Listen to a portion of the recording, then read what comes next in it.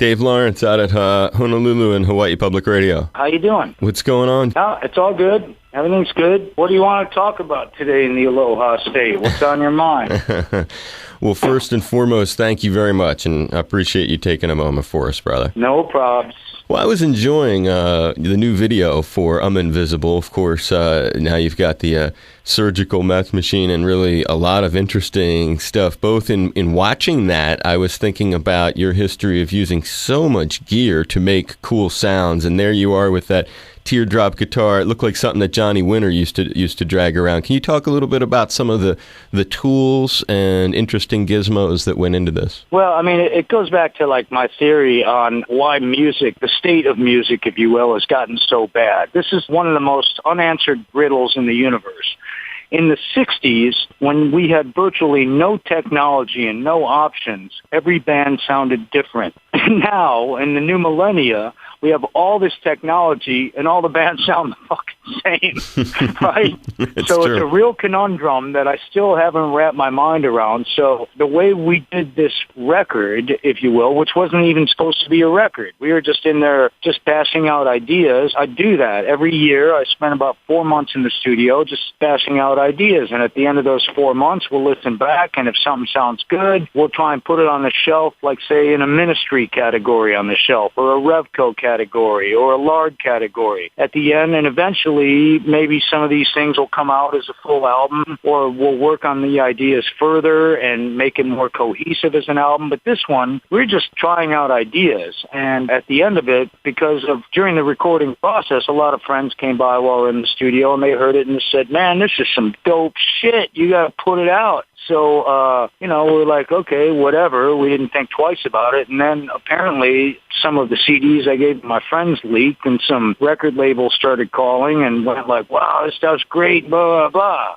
So I'm like, well, okay, what do you want to do with it? They're like, well, we want to put it out and all this stuff. So I'm like, okay, well, let's see. I'm maybe overstepping my bounds, but why don't you see if you guys can pay us for this?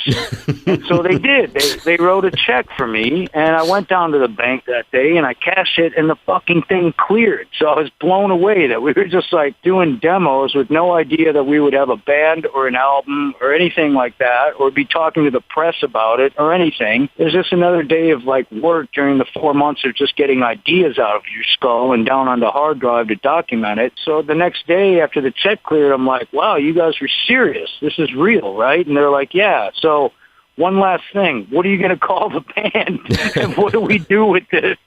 So I'm like, I don't know. We'll get back to you in about a day. So me and Sammy talked about it and just decided like we did the whole project like pretty surgically, just like we were just in there to work. And there was no other external musicians outside of one weekend that Jello Biafra spent with us and heard the one song and decided that he really liked that one and he had some lyrics for it. And the rest of it was just us screwing around with ideas. So this whole thing is really a process. This whole release is a process of pretty much songs writing a band as opposed to bands writing songs. You know what I'm saying? I kind of thought it was interesting, too, because of the when I was thinking all the maybe beats per minute and then the title of the project and then thinking about, not unlike a lot of places, Hawaii's got a pretty strong meth thing going on right now, situation, crisis, not sure what to call it, but it did seem interesting, the title, so I'm glad you kind of mentioned a little bit of where it came from. Well, I mean, the meth part came in, that's actually, I think it's pretty well known, I'm not going to hide from it, that I've had my endeavors in the drug scene over my 57 years. I haven't in 13 years, and it's oddly enough, the one drug that I really hated, and I only tried once, was meth, and I thought I was having a heart attack when I did it, so I decided never to do that again. And so some of the beats and tempos that we were working on the first 5 or 6 songs reminded me of that disastrous day where I actually tried meth, and I thought I was having a heart attack. So it was like, it was not meant in the best connotations when we came up with that. But the beats were really fast, which was our intention. I mean, we just said, like, let's go in for a few months and see how fast we can go. Let's just see, like, some stuff which is really not easy for an old crank like me, man. At 57 years old, I was huffing and puffing to keep up with these youngsters now, because I did all the guitars on that, and that was some tough slogging, but it was good. But we just did that, like I said, almost like an exercise. You know what I'm saying?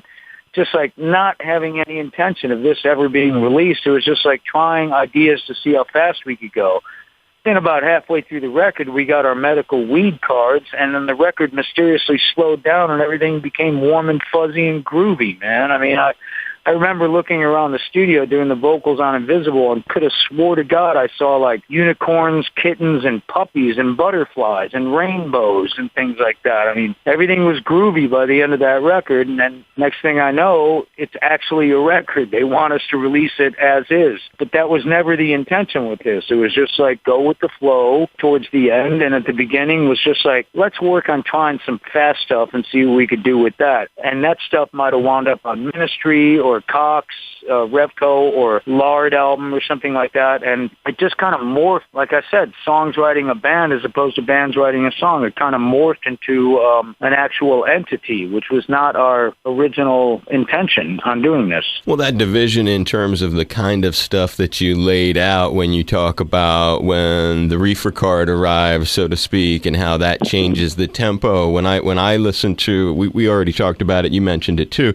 Invisible has a very different tempo. It's not really representative of some of what you and I have been talking about at all. It's more representative of what you're talking about when you toned it down a bit, and there's also very trippy, the chorus aspect of it. If you could talk a little bit about laying down the vocals for that, which are downright melodic, one might say. Yeah, I mean, to me, at that point, we'd listen back to what we had and realize that, especially on the content of the lyrics anyways, the context of this album was pretty tongue-in-cheek and sarcastic. So we were working on this kind of like lounge kind of song. I don't know why. We just decided to do it just for future thing, just to see if we could. I mean, that was the whole point of this record, just to see if we could. And so upon listening to it, the reason I came up with those lyrics and the vocal style to it was basically like, I remember my first record when I signed to my first major label contract, and they sign you because you're doing some different kind of stuff.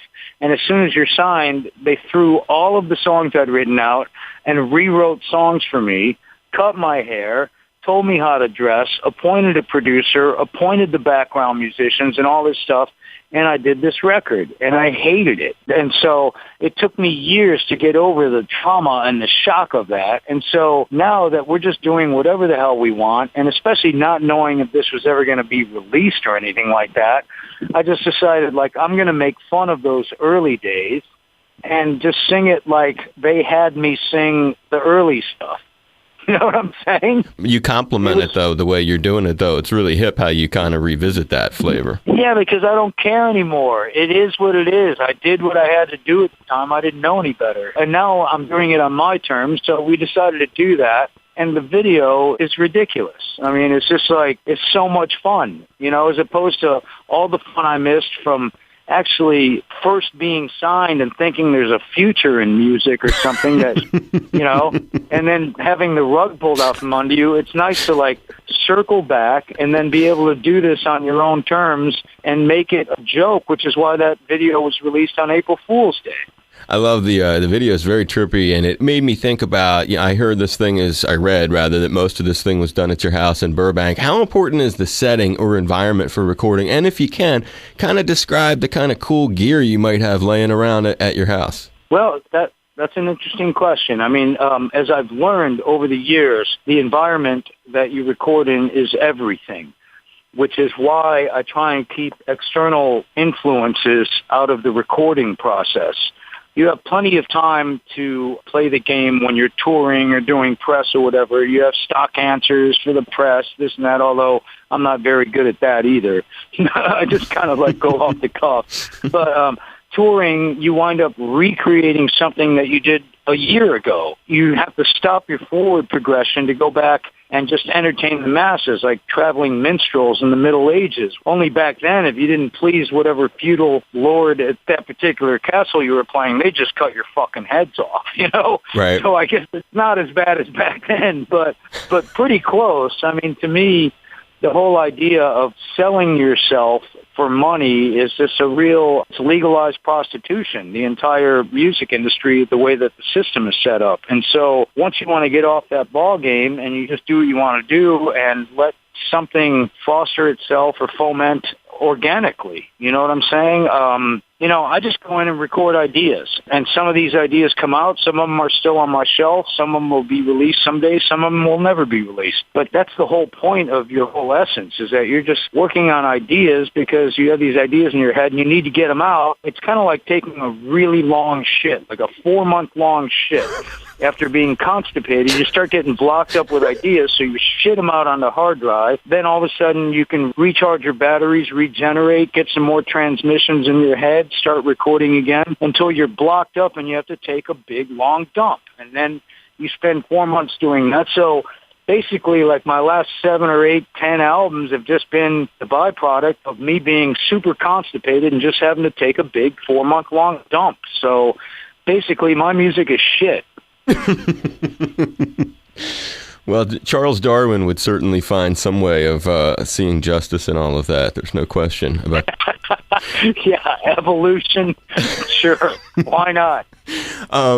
Al, when I was thinking about this special time to get to talk with you, it made me, and you mentioned it was great how you talked about, the earliest days. You're a cat who goes way, way back, and even if it was a difficult time because of the way that corporate pressures influenced your earliest output, you've come to reckon with it all these years later. You utilize little flavors of it like we were talking about in the new song.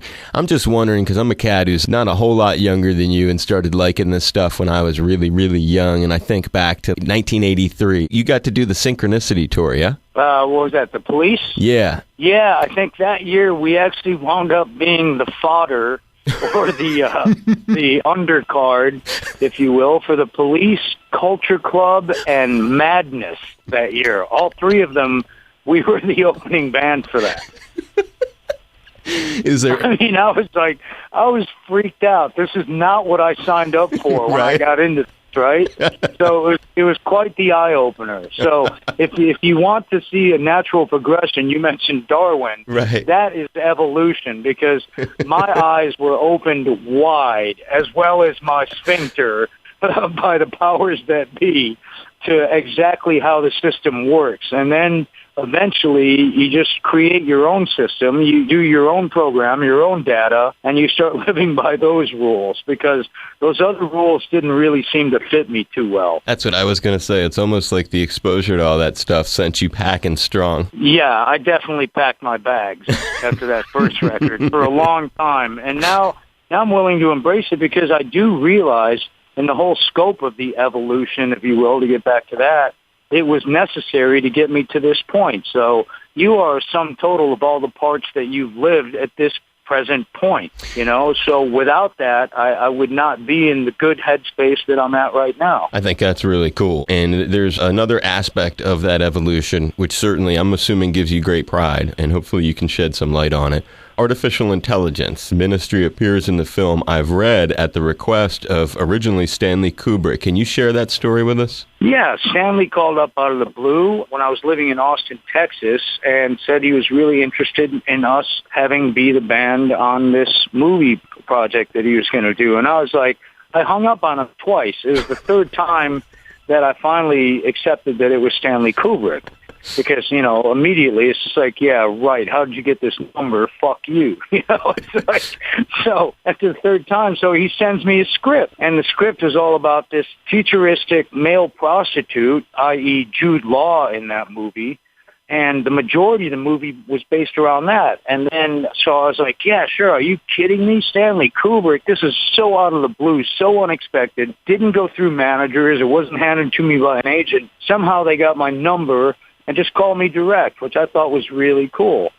So anyways, from there, he died after I'd read the script, the original script, and all that, and then nothing was happening, and I was just like, okay, well, that one, check that box, that one's done. And then I get this call from all these people, handlers of Spielberg, saying that he's resurrecting the movie and finishing the movie and this and that. And so we had already written the songs for it before Stanley died. As a matter of fact, I don't think he got to hear what we actually wrote for that, but we definitely wrote it in between the period that I was contacted by Kubrick and the period that Spielberg resurrected the movie and made it all about a child's eye view, much like E.T. or something, where they have like the mechanical teddy bear and all this other crap, and pretty much relegated the entire long passages that Kubrick had about the futuristic sex trade in red light districts and stuff like that. It was a much heavier movie when it started. And so it was kind of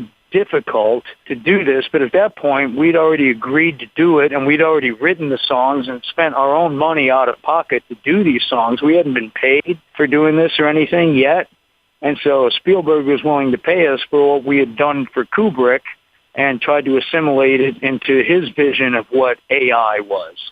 And my vision of AI, basically, as I told him, Spielberg later, was I thought it was a porno flick, and I thought AI stood for anal intruder, but it turned out not to be the case.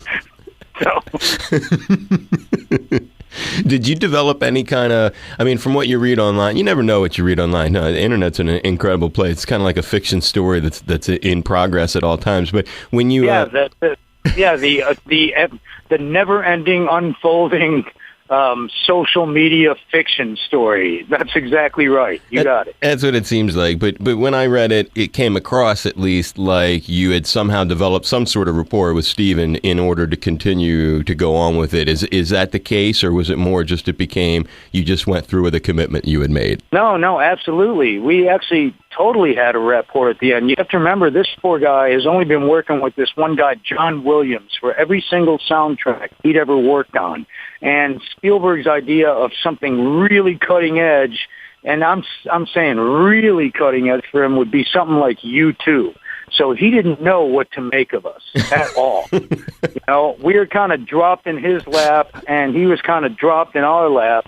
But by the end of it, yeah, it was really fun seeing the growth of Steven Spielberg during the filming of 3 weeks on the set for that scene, to where every day he would come up and give me a new AI, going from anal intruder, I think he had animal indecency, absolute incest, all this shit. He'd come up, that would be the start of every single shoot, he'd come up and whisper in my ear, you know, about what his idea of maybe AI he should change the name for standing that as an acronym. So, yeah, so we had a good laugh about it, and he wound up jamming with us and wearing my cowboy hat and this and that, and hung out. Yeah, a really nice guy at the end of it all, but I'm not real keen on the movie. I mean, too many fucking teddy bears and kids for me. But well, at least the other ones, I mean, that's the dude from Jaws, Schindler's List. I mean, what a cool thing to get to pal around with him and have that rapport. I think that's cool. Yeah, it was fun. Jude was kind of like standoffish, which was funny because the whole time he's telling us he didn't want to hang out with the band because he heard we were dangerous, and his wife was like really like, you know,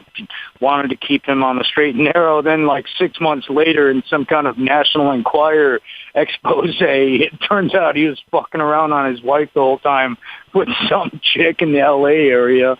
So I don't know. I mean, I found a bit of hypocrisy in that he wouldn't hang out with us because he was trying to keep on the straight and narrow while he's banging some stripper in L.A. the whole time. So I don't know. Whatever. It is what it is. That's Hollywood. You said it, brother. I mean, it's fast friends. Everything's fast over there, and you can never keep track of really how real anything is. That's a very, very good point. It actually leads me to something on the record which caught my ear. The Rich People Problems is fun, with the cynical look at the struggles of parking the yacht and other issues that we all face every day in our rich lives. But the thing that it made me think about is a couple of years ago, I lost my mom, my grandma, just a couple months apart, and it kind of made me start thinking of a lot of things different in life. And one of the things is I started grooving harder on animals. I started caring more about animals, maybe my spiritual side. And when reviewing your record, that song really hit me because of the kind of nonsensical struggles that people make when there are existential struggles around us. I started thinking about like rhinoceros, for instance. They're poaching is so intense, they may not survive our lifetime. When you think about...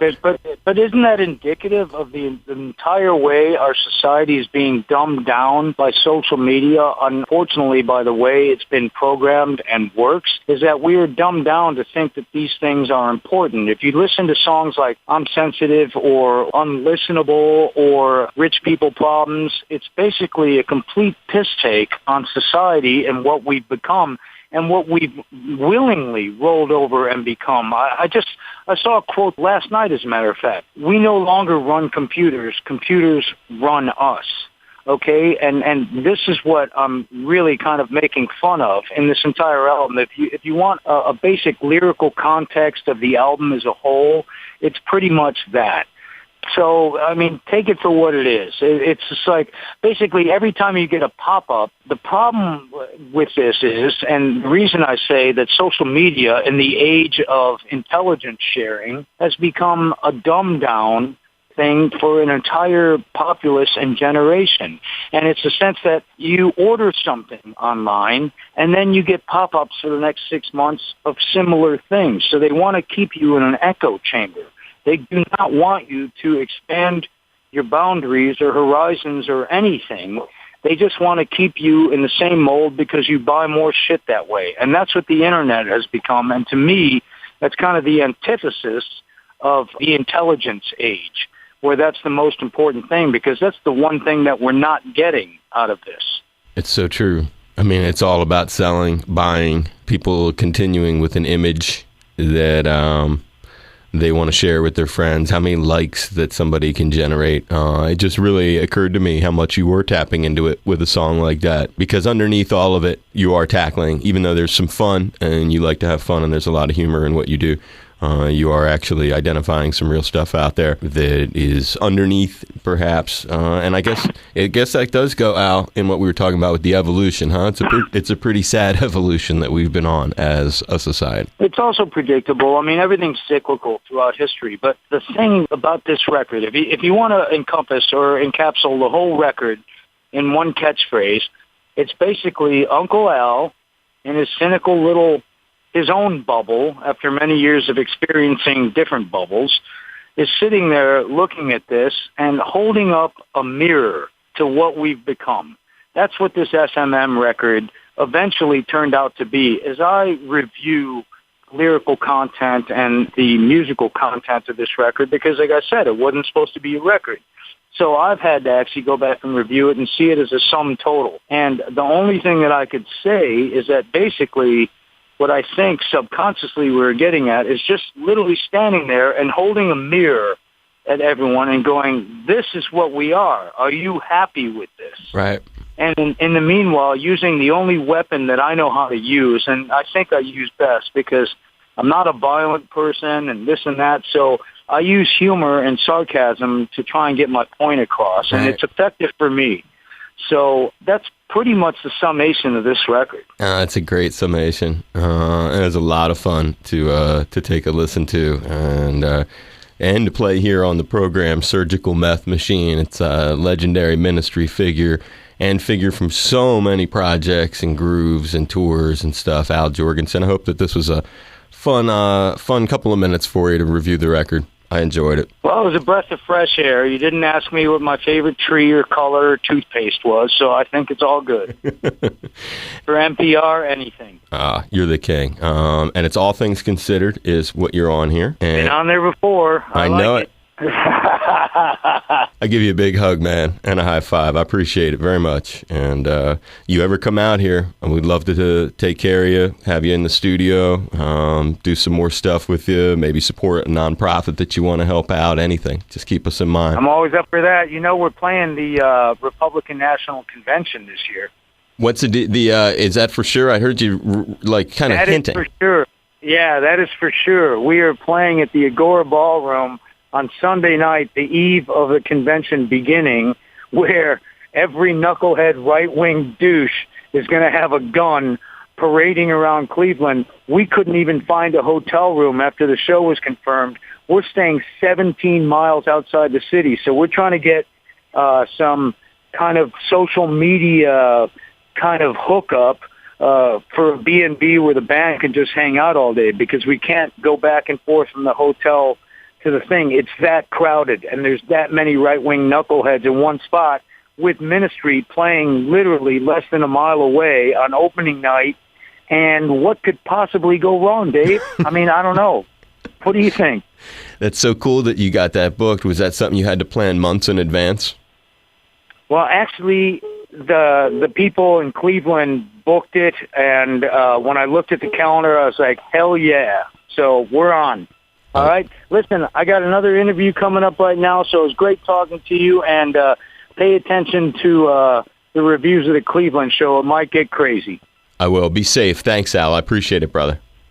All right. Take care. You too. Aloha. Bye-bye. Aloha, everyone. This is Uncle Al from many bands, including Ministry and Revco and Lard and stuff like that. And I'm here chatting with Dave Lawrence on Hawaii's public radio, All Things Considered. So my only thing I have to say to you is deal with it, okay? Hello, aloha, aloha. Uncle Al here.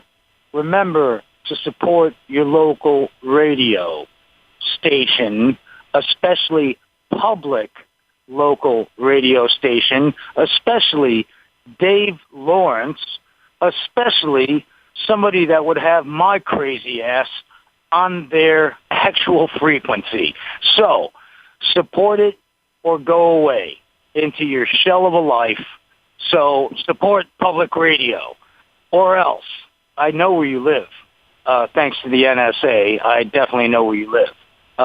Me and Eric Snowden go way back. Later.